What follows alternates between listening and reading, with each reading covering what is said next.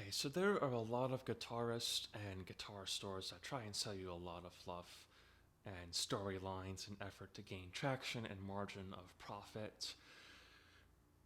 And unfortunately, a lot of beginner, low income starter players suffer as a result. So I'm going to guide you through the fluff and what is necessary. Okay? You want to make sure that your tuners and your machine heads and your string slots are of sound tuning stability so that whether you're practicing, jamming, finger picking softly, or chugging for metal, those will keep the strings nice and in tune for good periods of time. You want to make sure that your guitar nut is appropriately glued onto the neck and that the string slots are nicely carved out.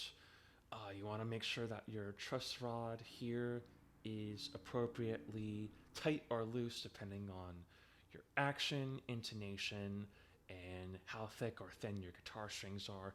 Speaking of action, you typically want to have a lower action.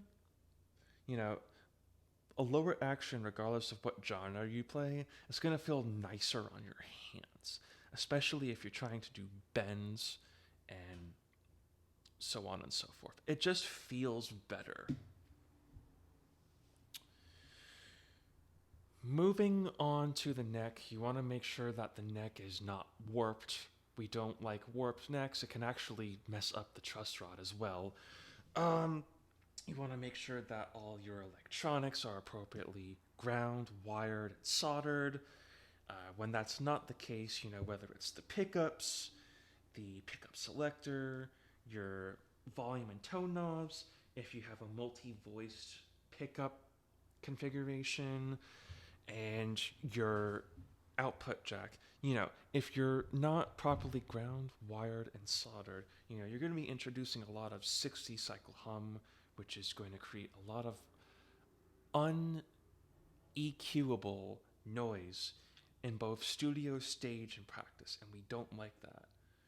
Outside of that, there is so much fluff that is promoted to create more viewership, more likes and comments, and more unethical profit of margin.